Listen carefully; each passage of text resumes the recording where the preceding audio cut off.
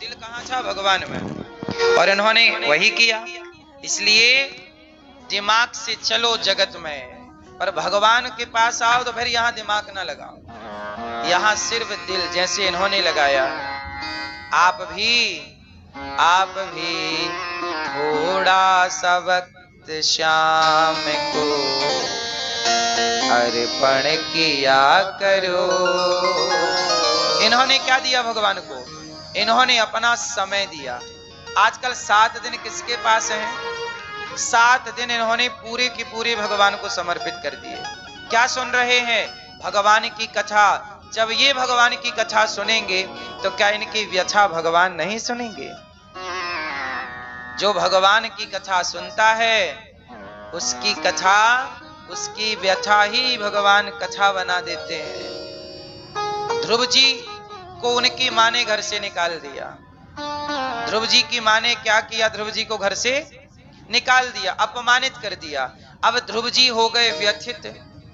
जब ध्रुव जी की व्यथा नारद जी ने सुनी तो नारद जी ने ध्रुव जी को मंत्र दे दिया, बेटा ओम नमो भगवते वासुदेवाय का।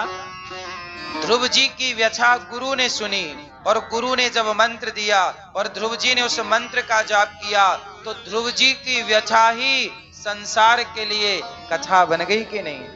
आज लोग क्या कहते हैं? ध्रुव जी की कथा सुनो, प्रहलाद जी की कथा। अरे प्रहलाद जी की कथा कथा होने से पहले क्या थी? उनकी व्यथा थी।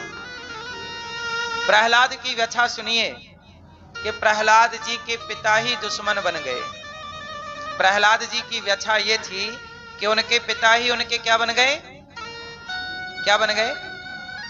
बाप ही मारना चाहता है बेटे को, आग में जलाना चाहता है, पहाड़ से फेंक कर मारना चाहता है, जहर देकर मारना चाहता है, हाथी के पांव के नीचे दबाकर मारना चाहता है। लेकिन प्रहलाद की सारी व्यथा को किसने सुना? भगवान नरसिंह ने सुनी। और जब भगवान ने व्यथा सुन ली तो वह व्यथा ही संसार के लिए कथा हो गई। इसलिए जब हमारी व्यथा भगवान सुन लेते हैं तो हमारी व्यथा ही क्या हो जाती है? मीरा की व्यथा क्या थी? मीरा की व्यथा थी कि सास मारती, ससुर मारता, जहर देता, सांप की भरी पिटारी दे दिया। कितना अत्याचार! लोग कहें वो तो भई रे बवरिया, सास कहे कुल नासी रे। सास मतलब मीराबाई की सास कहती थी कि इस मीरा ने तो मेरा घर बर्बाद कर दिया, संतों के संग रह के मेरे इज्जत नाम खराब कर दी, इसका तो पता नहीं किसके साथ क्या रहती है। लोग कहें वो तो भई रे बवरिया, सास कहे कुल नासी रे, पग घुंघरू बांध मीरा नाची रे। मीरा की व्यथा किसी ने ना सुनी, मीरा का अपमान होता रहा, मीरा का मजाक उड़ाते रहे लोग। लेकिन जिस दिन मीरा की व्यथा भगवान कृष्ण ने सुन ली तो वही व्यथा जगत के लिए कथा हो गई। अब मीरा की वही व्यथा क्या बन गई? क्या बन गई? कथा। इसलिए जो भगवान की कथा सुनते हैं भगवान उनकी व्यथा सुनते हैं। तो हमारे सुशील कुमार गुप्ता जी, श्रीमती आपकी धर्मपत्नी रूबी गुप्ता जी, पुत्र प्रद्युम्न गुप्ता जी, आप नवी मुंबई से आए हैं और कथा सुनते सुनते ही आपका भाव जागा कि आपको भागवत सुननी है, करानी है, और भगवान ने आपकी इच्छा पूरी की। जब आप कोई सच्चे मन से संकल्प लेते हैं, सच्चे मन से कोई कार्य करते हैं तो उसे भगवान पूरा जरूर करते हैं। और याद रखिएगा, देखो आपने जब मन में सोचा होगा मैं भी भागवत कराऊं, तो जब आप मन में सोच रहे थे तो वो सोचा हुआ भी भगवान सुन रहे थे कि नहीं? इसका मतलब आप जो सोचते हैं वो भी भगवान सुनते हैं, क्योंकि मन से सोचा वो मन में ही भगवान बैठे थे, सुन लिया। इसलिए कहता हूं अच्छी सोच रखा करो, क्योंकि आपकी अच्छी बुरी हर सोच को, हर बात को कौन सुनता है? आप जो सोच रहे हैं वह भी भगवान सुन रहे हैं। बिनु पग चलहि सुनहि बिनु काना, कर बिनु कर्म करहि विधि नाना। बिना पांव के चलते हैं भगवान, बिना हाथ के काम भगवान। भगवान सब सुनते हैं। लोग कहते हैं भगवान सुनते नहीं हैं, सुनते हैं। अच्छा ये बताओ, प्रहलाद की सुनी के नहीं? ध्रुव की सुनी के नहीं? मीरा की सुनी के नहीं? विभीषण की सुनी के नहीं? शबरी की सुनी के नहीं? जटायु की सुनी के नहीं? केवट की सुनी के नहीं? जब सबकी सुनी तो हमारी क्यों नहीं सुनेंगे? फर्क इतना है कि हम ध्रुव प्रहलाद की तरह पुकारते ही नहीं हैं, हम मीरा और शबरी की तरह पुकारते ही नहीं हैं, इसलिए भगवान नहीं सुनते। पुकारो तो सुनेंगे। अच्छा आप बताओ, द्रौपदी के पुकारने में देर थी कि कन्हैया के सुनने में देर थी? किस में देर थी? द्रौपदी ने देर लगाई पुकारने में, सबको बुलाती रही, द्रौपदी कहती रही गुरु द्रोण बोलो पितामह बोलो, तुमसे तुम्हारी ये बहू पूछती है। क्या बोली द्रौपदी?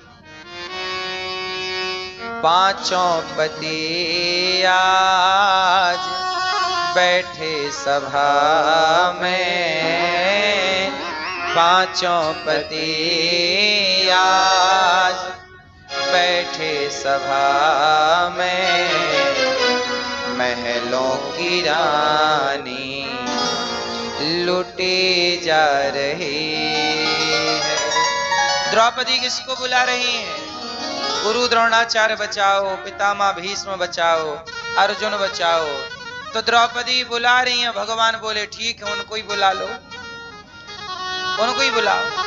जब आप जगत को बुलाते हैं तो जगन्नाथ चुपचाप रहते हैं, बुला लो।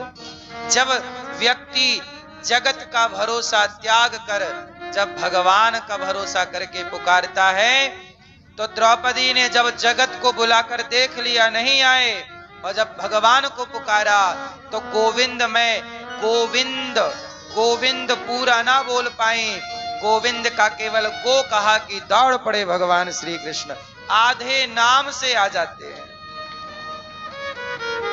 कितने नाम से? नारायण। नारायण पूरा नहीं निकला, नारा बस। गोविंद का गोविंद, विंद निकला ही नहीं, आधा नाम निकला। और आधा नाम सुन करके दौड़ पड़े और द्रौपदी ने पुकारा, कहां जा छिपे हो प्यारे कन्हैया, यहाँ लाज मेरी लुटी जा रही है। दुशासन के हाथों,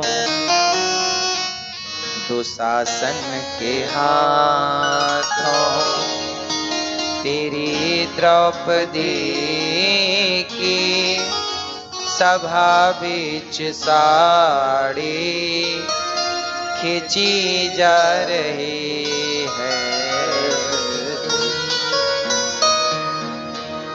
कहाँ जा छिपे हो प्यारे कन्हैया, यहाँ लाज मेरी लुटी जा रही है।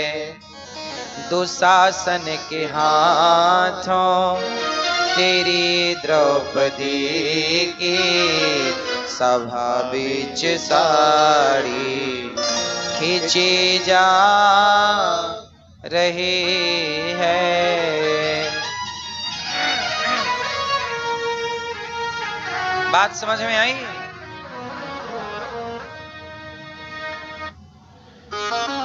द्रौपदी ने सबको बुलाया, जब गोविंद को पुकारा प्रकट हो गए, साड़ी बनकर खींचने लगे। दुशासन 10,000 हाथियों का बल रखने वाला थक गया और बोला कि साड़ी बीच नारी है कि नारी बीच साड़ी है कि साड़ी ही की नारी है कि नारी ही की साड़ी है। तब द्रौपदी ने कहा, मूर्ख दुशासन, ना साड़ी बीच नारी है, ना नारी बीच साड़ी है, ना साड़ी ही की नारी है, ना नारी ही की साड़ी है। ये तो वृंदावन बिहारी है जो चीर बनकर खिंचा जा रहा है, खिंचा जा रहा है। द्रौपदी की पुकार सुनी है तो बताओ हमारी सुनेंगे कि नहीं? उत्तर दो मेरी मां। क्या हमसे कोई बुराई है? क्या हमसे भगवान की कोई दुश्मनी है? सबकी सुनी है तो हमारी क्यों नहीं सुनेंगे? पुकारते रहो। हाँ,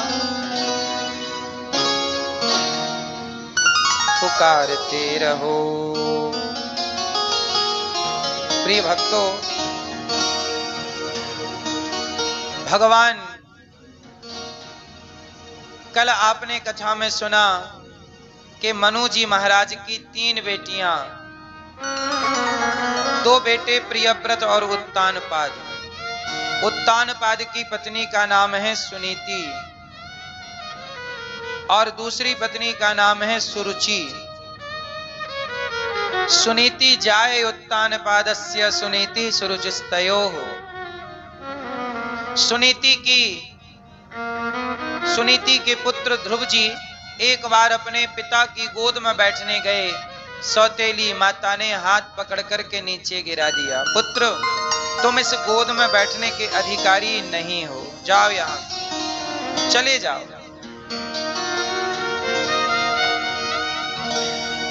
तपसाराध्य पुरुषम तस्यैवानुग्रहेण में गर्भे त्वं साधयात्मानं यदि इच्छसि नृपासनम। जाओ तप करो। ध्रुव जी बेचारे रोते रोते रोते रोते घर गए। माँ ने कहा, क्या हुआ? कह दिया, माँ अपमान कर दिया मेरी माँ ने, सौतेली माँ ने। सुनीति ने कहा, बेटा ध्रुव तू परेशान ना हो, तेरा अपमान हुआ है, कोई बात नहीं। तू पिता की गोद में बैठना चाहता था, पुत्र तू जा उस परम पिता की गोद में बैठ, जिसकी गोद में बैठने के बाद किसी की गोद में बैठने की जरूरत नहीं पड़ती। ध्रुव जी ने, माँ ने मोटिवेट किया, जाओ तपस्या। देखो माँ कितनी अच्छी है। माँ बच्चे को कहाँ के लिए प्रेरणा दे रही है? तपस्या करो, तप करो। माँ, मैं जितनी भी माएं मुझे सुन रही हैं, मैं सभी माँओं से हाथ जोड़ के एक छोटी सी प्रार्थना करूं। अपने बच्चे को रोज 5-10 मिनट अपने पास बिठाकर रोज कुछ ना कुछ अच्छी बात उसे समझाओ, रोज उसे सिखाओ, रोज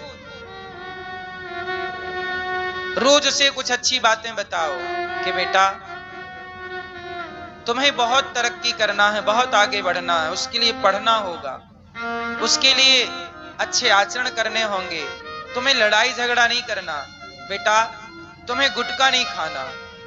आप रोज कहिए, रोज कहिए, सामने वाला माने ना माने। अच्छा ये बताओ, पत्थर है और आप एक हथौड़ा लिए हैं और हथौड़ा लेकर के मार रहे हैं, एक ही जगह पर बार बार चोट मार रहे हैं, कितना भी मजबूत पत्थर हो, एक ऐसी भी चोट आएगी जो चोट उस पत्थर को तोड़ देगी। ये बात सही है कि गलत है? कितना भी मजबूत पत्थर हो, शिला हो, एक चोट ऐसी आएगी कि वो उसे 2 टुकड़े कर देगी। सही है कि गलत है? ऐसे ही बच्चों को ज्ञान की चोट मारते रहो, मोटिवेट करते रहो, समझाते रहो, उनके गलत पर समझाओ, प्यार से समझाओ, डांट कर नहीं, बिठाओ प्यार से, बेटा दारू पीना सही नहीं है, बेटा ये सिगरेट पीना सही नहीं है, बेटा तुमने जो रास्ता पकड़ा है वो गलत है, समझाओ। वो ना समझने की जिद पकड़ा है तो तुम भी समझाने की जिद पकड़ लो। अब देखते हैं जीत किसकी होती है। अच्छी बातें करते रहिए, करते रहिए, करते रहिए। अच्छी बातों का, अच्छे संग का प्रभाव पड़ेगा जरूर। अच्छा बताओ, कुएं की रस्सी, कुएं की रस्सी कुएं के पत्थर को घिस देती है कि नहीं? आप तो जानते होंगे कि रसरी यावत जात है, सिल पर पड़त निशान। करत करत अभ्यास के जड़मती होत सुजान। जड़मती मतलब मूर्ख व्यक्ति भी प्रैक्टिस करने से, अभ्यास करने से, समझाने बुझाने से गलत व्यक्ति भी एक दिन सही हो सकता है। जैसे रस्सी के घिसने से कुएं के पत्थर पर निशान पड़ जाता है। जब कुएं के पत्थर को रस्सी घिस सकती है तो आपको हम रोज समझाएं। इसलिए तो कहते हैं कथाएं रोज सुनो, सत्संग रोज करो। एक ना एक दिन वो सत्संग की एक बात आपके पूरे जीवन को बदल करके रख देगी। रोज हथौड़े से पत्थर पर चोट मारिए, मारिए, मारिए, एक दिन वो पत्थर टूटेगा जरूर, कितना भी मजबूत क्यों ना हो। बुराई कितनी मजबूत क्यों ना हो, बुराई कितनी भी पुरानी क्यों ना हो, पर सत्संग के हथौड़े से प्रहार तो कीजिए। अर्थात सत्संग थोड़ा सा करना स्टार्ट तो कीजिए। जैसे दीपक के जलाते ही अंधकार भाग जाता है, ऐसे सत्संग के आते ही कुसंग का अंधकार भाग जाता है, कुसंग नष्ट हो जाता, बुराइयां नष्ट हो जाती। ध्रुव जी को मां ने कहा, जा तपस्या कर। ध्रुव जी गए, रास्ते में नारद जी मिले, मंत्र दिया। ध्रुव जी ने गुरु वचन पर भरोसा किया और मंत्र का जाप किया। जाप करते करते ध्रुव जी के 1 माह बीत गए। 3 दिन में 1 बार खाते हैं, फिर भगवान का नाम जपते हैं। फिर दूसरा महीना आया तो 6 दिन में 1 बार खाते हैं। साधक को कंट्रोल कहां करना चाहिए? आप बताओ, साधक को कंट्रोल कहां करना चाहिए? साधक को कंट्रोल करना चाहिए खान पान में। किस पर कंट्रोल? जोर से।